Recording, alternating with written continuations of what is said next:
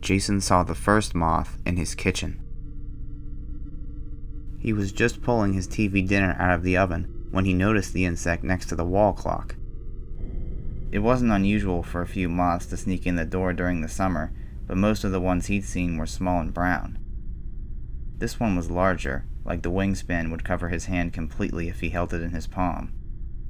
The body also had a sort of red tint to it, and Jason could swear it was more a faint glow than a color. What kind of moth looked like that? Maybe one of those invasive species from another country. Either way, it wasn't hanging around his house. Jason reached into a cabinet near the sink and pulled out a swatter. He eyed the creature, making sure it wouldn't fly before he took a swipe. The moth remained still, wings twitching ever so slightly up and down. Jason held back until he was sure the time was right, then whap! The plastic end collided with the bug, and it fell to the floor without another motion. Not wanting to touch the thing, Jason scooped the body up with a dustpan and dropped it into the garbage can before returning to his dinner. He soon forgot about the incident. 2 more showed up the same week, this time in his bedroom. Jason disposed of them in similar fashion as the first, still unsure of where they were coming from, or even if they were moths in the first place. It was a few days later when he exited the shower to find 4 of them crawling on his toilet that Jason decided to take action. His neighbor Anna from a few doors up had experience in extermination, so before calling anyone, he paid her a visit. She frowned as Jason described the size and strange color. "That doesn't sound like any moth I've ever seen," she said. "Did you keep any of the, bodies?" "No, they went out with this week's trash. Freaked me out too much to keep," Jason replied. "I'm sure we could find more if we looked." Anna followed Jason back to his house, and the two scoured the walls for any sign. After a few minutes, Jason spied one on the door leading to the basement. It donned the same long wings and crimson tint as the others. He pointed the strange insect out to Anna just as another landed next to it. Anna's eyes widened. "My God, they're huge!" she gaped, taking a closer look while keeping her distance. "You think they're invasive? Like one of those bugs that get here on cargo ships?" Jason asked. "Could be. North America doesn't have any species that looks like this. If there are this many showing up out in the open, you might have an infestation." "I was afraid of that." Anna jotted something on a piece of paper. "Here, this is the number of a pest expert I used to work with named Dan. If anybody can take care of your bug problem, he can." Jason made the call later that night, getting squeezed in for an appointment the next day. Soon after, he lay in bed, unable to stop his mind from running wild. He'd never dealt with an infestation before. Something about the word infested sent a chill down his spine. How many moths were crawling all over the house at that very moment? Jason looked towards the shadows around his dresser and closet. There he could see a slight flutter of wings and a faint red glow. One had followed him into the room, or at least he hoped it was only one. He began to sweat, and the night became a restless blur of tossing and turning. Dan showed up in a white van around lunchtime. He was a gray-haired, thin man wearing overalls and large glasses. Jason explained the problem to him, and Dan rubbed his chin. "Were you able to find a point they might be coming from?" he asked. "It seems like they hover around the basement door a lot," Jason told him as he led Dan through the kitchen. Sure enough, a moth sat on the ceiling right above the door to the cellar. "Ah, I see," Dan said, staring at the strange insect. "Can't say I know what kind that is, and I've dealt with every bug this side of the country." "Do you think you can get rid of them?" "I can certainly try. The first thing I'm going to do is poke around your basement a bit, see if I can't pinpoint a nesting area. I'll let you know if I find something." Jason tried to continue with his day without much success.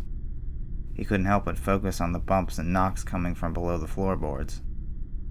About 20 minutes later, Dan called him down. "Found the source," he announced once Jason descended the steps.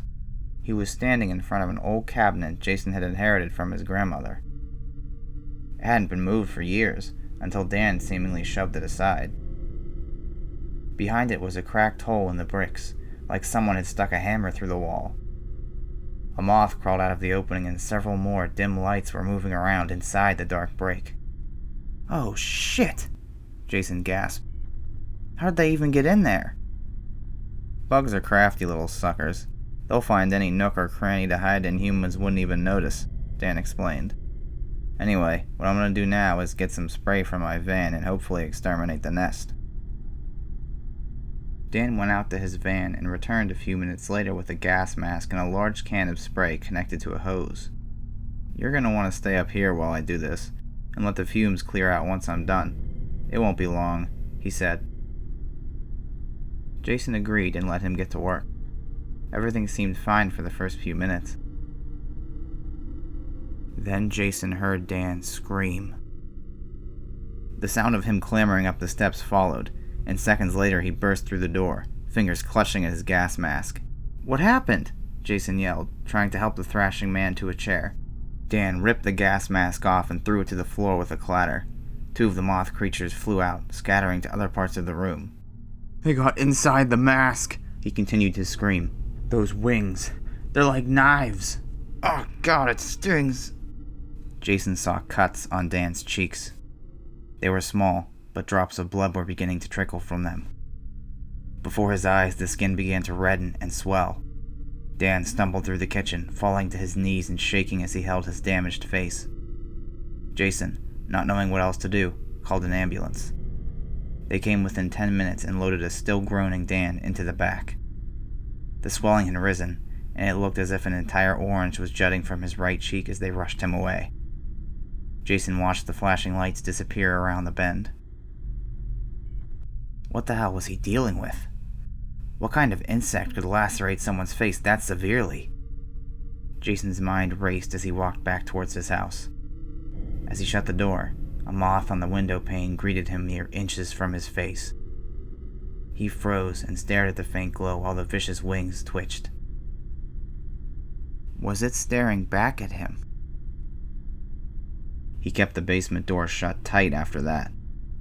The swatter stayed near him for the rest of the day, and every time he saw one of the things, he took it out.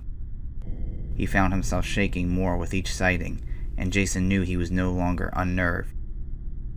He was scared. Night fell.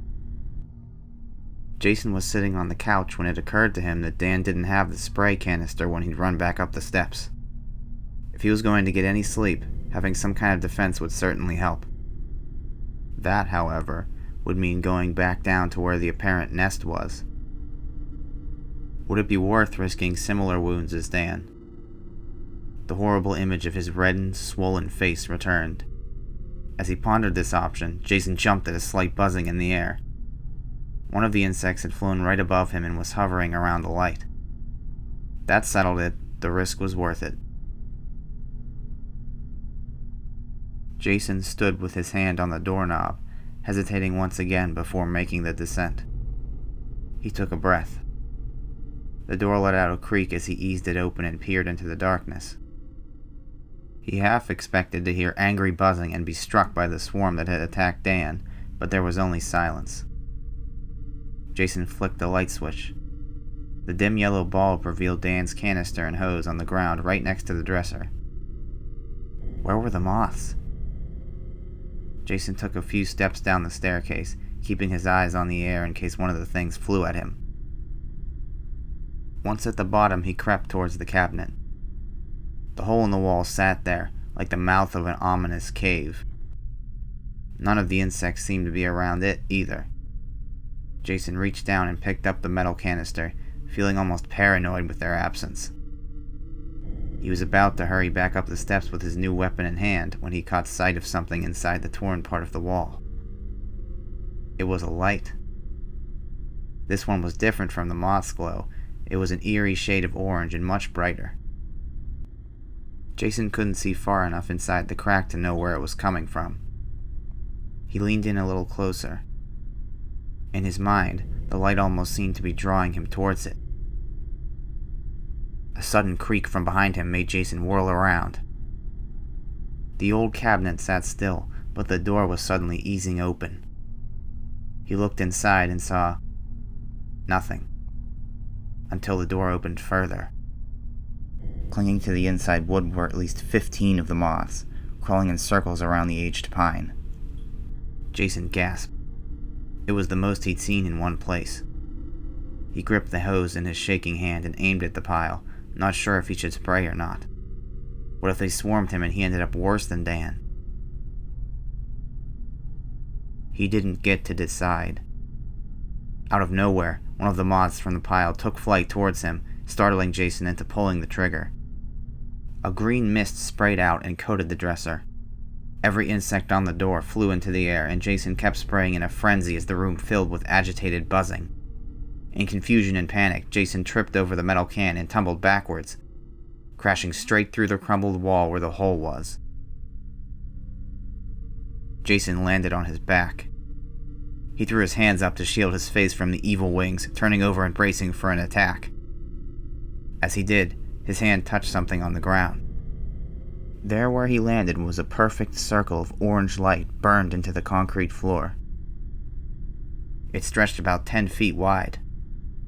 Jason felt a pulse of energy as he touched it, like laying a hand on an old television screen. When he looked up, he found the entire world around him had changed. What his eyes beheld nearly drove him insane. He knew he was somewhere else, somewhere far, far away from his basement. He could feel it.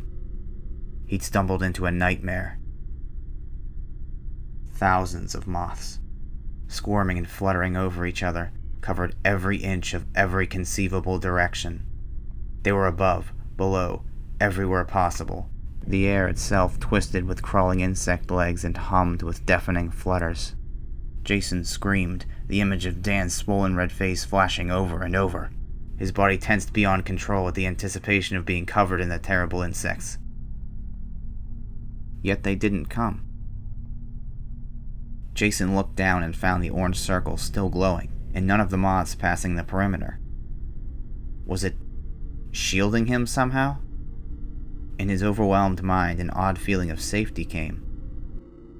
It didn't last. Jason saw something else amidst the mass of insects. A shape moved towards him like a wave in the ocean, at a speed that made his heart quake. Just when Jason thought it would run over him, it stopped at the circle's edge, like the piles of moths did. The shape fluctuated, still completely covered by insects, as it seemed to be pushing itself against an invisible wall. Jason realized that this was a living creature. He didn't know if he wanted to see what it looked like.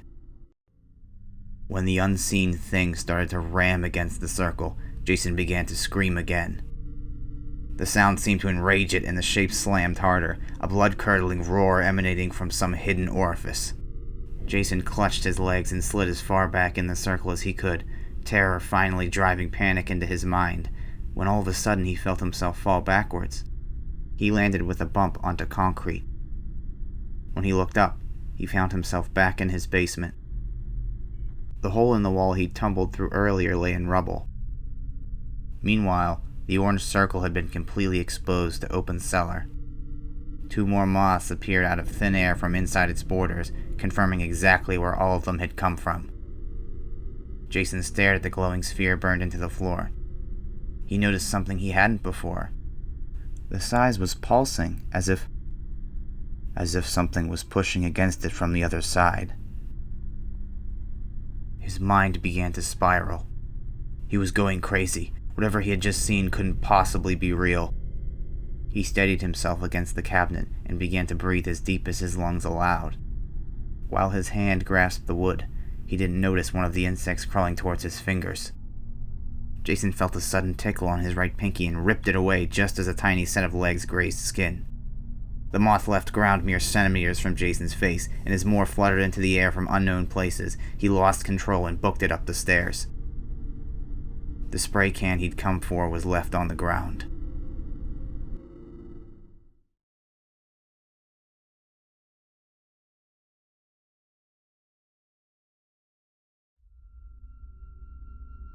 The remainder of that night became a blur. All Jason remembered was waking up dripping in sweat, leaning against the closed door of his bedroom. He still had his clothes on. There was a knocking coming from somewhere. It took a moment of shaking off the disorientation for him to realize someone was at the front door. Anna stood on his porch, and she gasped when she saw Jason's haggard state. "Are you all right?" she breathed as she put a hand over her mouth. "What happened?" I don't know how to start," Jason said. "I just came from the hospital. They're keeping Dan for a while, and they pinned his reaction down to some kind of allergy. I've never seen swelling so horrible. He's conscious, thank God, and asked me to get his van." She motioned to the extermination van still sitting in the driveway. Frowning, she addressed the bigger issue. "Jason, what exactly happened in there? Tell me." He sighed. "You better come in. I couldn't tell it all standing here." They sat down at his kitchen table after Jason made some coffee. He told her everything, starting with Dan finding the nest and ending with what happened in the basement. Anna stayed silent while he spoke. Jason noticed her paying particular attention as he described the nightmare he saw. "I'm never going to get the image of all those things out of my head. Endless hordes of them, all clamoring over each other. It was like I was in another dimension or something." "Another dimension," Anna repeated. "Scientists talk about this stuff all the time, right? It sounds insane, I know, but I felt it. Like I shifted there and back. That's all I can rationalize." "And you said you saw something else there." Jason shuddered. "I could only make out the shape under all the insects, but it moved with purpose. Whatever it was, it had consciousness. From the way it was acting, I think..." He stopped, the next thought shaking him to the bone. Anna put her hand on his shoulder. "I think," he continued, "I think it was trying to break out of that world and into this one." A silence followed his statement. Jason couldn't tell if Anna was pondering what he told her or considering that he might have lost it. After a long sip of coffee, she finally spoke. "Let's say I believe you. What's your next step?" "I don't know. What can I do? Burn the house down? It probably wouldn't do any good." "What about sealing this glowing circle?" "Sealing the..." "Why does it sound like you've heard about this?" "Because I have heard of this." Anna took another sip of coffee as Jason gave her a dumbfounded look. "I work in extermination, but I'm a horror buff in my spare time. There's all kinds of first-hand accounts with holes to other dimensions. One particular myth caught my attention a while back. It talked about insects coming in from another plane." Jason was speechless. He'd expected her to tell him he was nuts and walk out, but here she was making it sound almost reasonable. I looked deeper into it, of course, just to fuel my own weird fascination with bug killing. I'll explain it like this. Imagine water running through a pipe with a hole in it. Most of the water stays in, but some trickles out into whatever room is below it. So, if there's a hole between worlds, something can spill out through it and into another one, such as moth-like creatures small enough to slip through. Jason took a large gulp from his own coffee. The situation was getting crazier by the minute. "How did I, see into this other dimension then? Did you read anything about that?" "No, but my guess is since you kind of fell into the circle, you saw through the crack. Just like peering through a hole in anything. This other being you saw, though, I've never read about. If you say it's trying to break out, maybe it's making the cracks between worlds itself." Jason shuddered again. The thought of that unknown creature spilling into his basement and bringing the world of moths with it made him want to vomit. "What can I do?" "Well, first of all," Anna began, "I'm not letting you face this alone. Secondly, what do you do when you have a hole in a pipe? You seal it with something. We've got to find out what can seal a hole between dimensions. Or at least theories on how to do it. She pulled her phone from her pocket and started researching. Jason did the same after Anna showed him certain strange websites to browse. Some were science pages, while others were downright creepy myths and chat gatherings from every part of the world. He found himself sifting through bizarre encounters with monsters of all kinds. A lot talked about cracks in reality, but none mentioned much about closing them. While he was searching, Jason heard a few rustling sounds and knew before he even looked up that some of the moths were on the ceiling. 4 of them scuttled just beside the light fixture. Jason wondered if they were somehow listening. Anna put her phone down with a clack, pulling Jason from his thoughts. "I've got an idea that might work," she said, "but it's not exactly based on fact." "At this point, I'll try anything. Let's hear it." "Okay. A lot of these sites talk about a certain energy between dimensions, kind of like the glue that holds the universe together. Energy in known science cannot be created or destroyed. It can be converted into different forms, though. What I think is happening in your basement is, somehow, a conversion of energy into a portal between worlds." Jason put his head in his hands. "How in the hell are we supposed to fix that?" "Simple. In theory, anyway. We need to convert that energy back to a seal so the hole is closed. What's the easiest way to convert energy? With heat. So what you're suggesting is that we find a way to make that glowing circle hot enough to convert the energy into patches over the cracks." "Exactly." A day ago, Jason would have called the whole conversation insane, but there he was talking about dimensional holes, monsters, and sealing energy like it was an everyday topic. What was around the house that could create a lot of heat?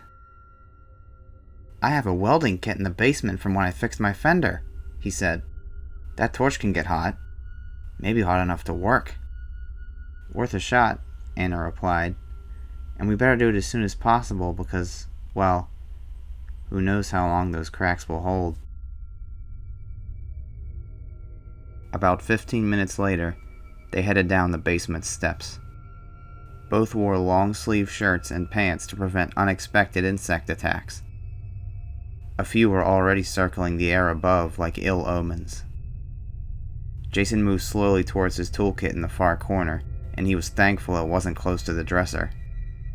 As he threw the gloves on and pulled out the long silver torch nozzle, Anna peered through the broken part of the wall. "I see the circle," she uttered, a pang of fear in her voice. "Was it this wide when you left it?" Jason crept over to her. The circle had indeed widened, making the orange glow vivid and eerie. Anna let out a gasp as 3 moths appeared from nowhere above it, and Jason yanked her back before they could fly in her face. "This better work," he grunted, pulling a black welding mask over his head. "Wait," Anna said, stopping him before he could climb into the broken wall with the tool. She walked across the basement and came back holding an old hose. Wrapping it around Jason's waist, she tied it in a tight knot on one side. "We don't know what's going to happen while you're in there, so this is in case I have to pull you out. From anywhere you are." Jason shuddered at the thought of re-entering that nightmare place. She was right, it would be good to have a route to the real world. With her other hand, Anna reached down and picked up Dan's fallen canister of bug spray. "I'll watch your back with this. If the moth things get agitated, I'd rather be armed with something. Like I said, we do this together." "Thanks," Jason said. He squeezed her hand for a last comfort before climbing into the wall and lifting the torch kit with him.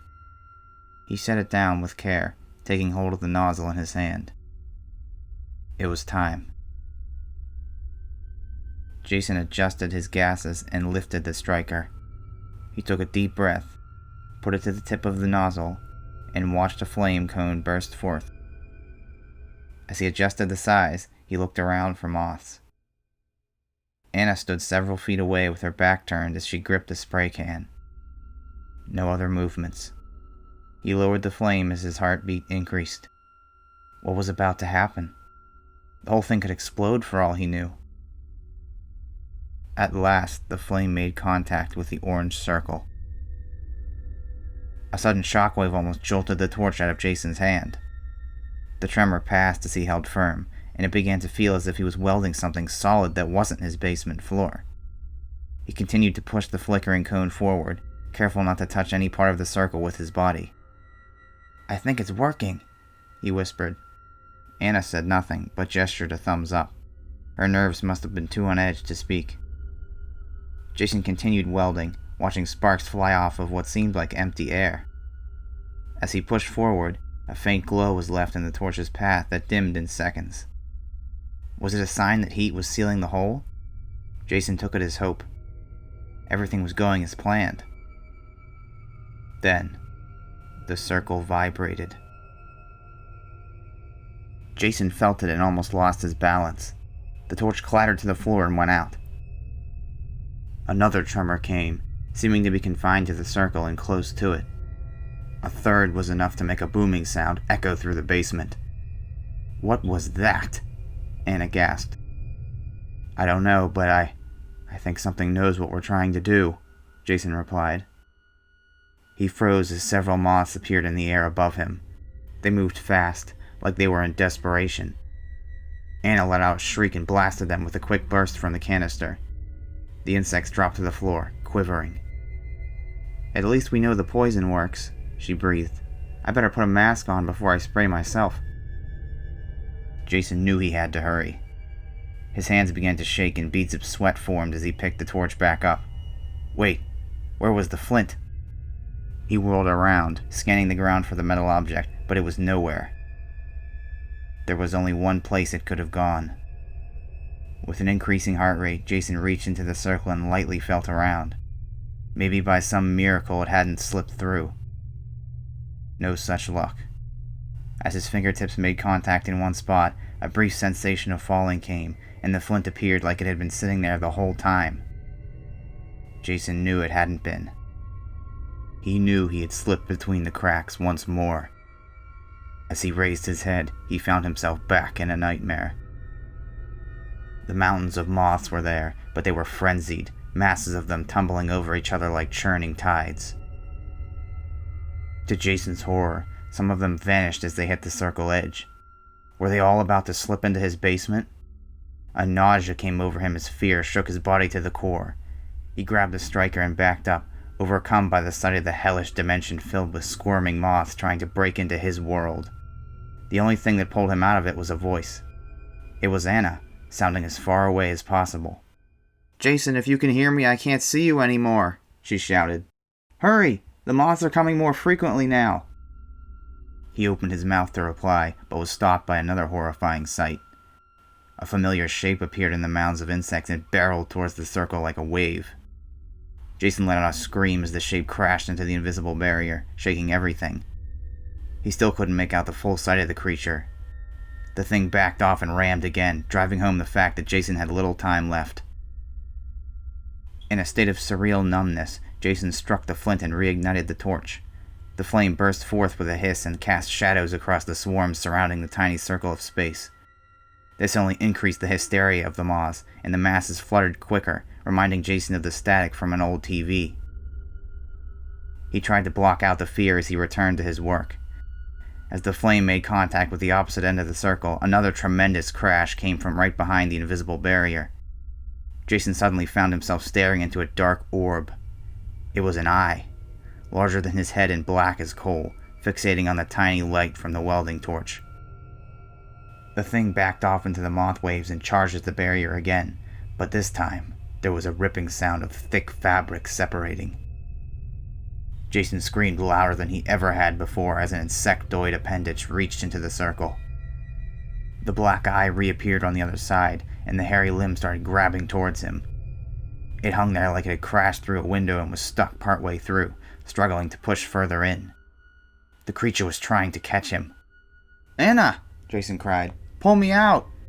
He waited to feel a tug on the hose tied to his chest, but it didn't come. In some distant place he heard her scream.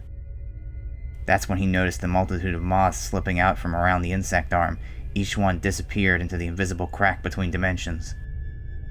Anna was under attack. Both of them were on their own. The huge gray arm darted around, and Jason could only hunker down and clutch the still blazing torch. His welding was visible now, lines weaving through the circle that were incomplete at the very edge. All Jason had to do was finish the connection and the seal would be complete. The thought crossed his mind that he couldn't finish the job there. What if it sealed the hole while he was still in it? He could be trapped between worlds forever. Jason shivered as he lay flat on his stomach, praying that the roving limb wouldn't grab him and whatever was happening in the world he knew would be survivable. He started grasping around the ground, trying to imitate the same action that had returned him the first time. Nothing. He slid his hand on every space he could reach. Nothing. He reached for the hose trailing behind him. It moved. Scrambling towards the spot the end of the hose vanished at, he thrust his hand forward and saw it disappear. That's when he made a mistake. In his feverish thrill, Jason jumped up. His excitement turned to dread as something firm closed around his waist. The monstrous being had him in its grasp. Jason felt himself get hoisted off the ground, struggling all he could against the unseen creature's grip. All around, the moss continued to frenzy, and the terrible black eye emerged again, staring at its captured prey without mercy. Suddenly there was a tug on the hose. Something was pulling the other end. It had to be Anna. Both the arm and the hose pulled at Jason in a tug of war. By a small stroke of luck, Jason's skin was protected from the disgusting limb by all the coverings. There was hope. "Pull harder, this thing's got me!" Jason yelled. "Hold on!" came a still distant scream. Each side struggled and pulled as the creature roared and the moths danced. The entire horde looked like it would burst through at any moment. Just as the beast gained more ground, Jason ripped the flint out of his pocket and attempted to relight the torch for a third time. Come on, he whispered through gritted teeth. "Jason, I'm losing my grip," Anna cried. Jason struck again and again as the arm pulled him further towards the waves of moths. Finally, the flame burst forward just as his body was about to touch the invisible barrier. With a war cry, Jason thrust the flame into the hairy limb and watched it start to smoke. A roar of pain came from the creature as it released him. He tumbled to the floor as the appendage thrashed around. "Anna!" Jason screamed, and as the smoking arm made one last lunge at him, he felt the hose pull him towards the other side. There was a flash, and suddenly he was in his basement again. With no time to think, he threw himself towards the circle and started finishing the seal. The orange sphere shook as sparks flew in every direction. Jason felt like an earthquake was happening, as roaring continued to rattle through his eardrums. He couldn't see it, but he knew the creature was slamming itself against the crack between worlds again and again. Then, as quick as it started, everything stopped. Jason took off his welding mask, his breath straining and his heart pounding. The circle below him was no longer glowing. It looked like someone had drawn it with a piece of chalk. He looked around, and there Anna stood near the crack in the wall, breathing just as hard as he was. Dead moths lay scattered across the floor in piles. Both stayed in silence for a moment before embracing each other in a hug. "They were flowing out so fast," Anna choked. "I almost ran out of poison." "What happened in there?" "It's all right. It's done," Jason said, continuing to hug her. "It's done. And you saved me. I would have never made it back here without you." "I did what I could. Are you sure it worked?" The floor looked normal, aside from the hole in the wall. The circle had quickly faded, the impression becoming barely visible at all. "I hope so," Jason said. After carefully sweeping up the insect remains and putting them in a tight-sealed trash bag, Jason let Anna out his front door. "Are we going to tell anybody about this?" he asked. Anna shook her head. "I wouldn't speak about it in normal conversations. Don't worry, I'm going to type up everything we learned and put it on one of those websites we looked at. That's where people would search for it anyway." "And Dan?" "I'm still taking his van to him at the hospital. I'll tell him we took care of the problem." "Okay. Thank you. For everything." Anna smiled. Next time you visit, maybe we can do something a little more normal. Jason shut the door as the van pulled out of the driveway. He plopped down on his couch and exhaled, running over all that had happened in the past few days. He knew the sound of that creature trying to pound through worlds would echo in his mind for a long time. Would the makeshift seal really hold? These thoughts were interrupted when, in the corner of Jason's sight, a shadow flickered across the ceiling. His heart skipped a beat and he stood up to see. A regular old moth dinging against the light bulb. He let out a sigh and waited until the moth fluttered lower. Then Jason smacked it out of the air and stomped it with his foot until it became a brown smudge on the carpet. There would be no taking chances.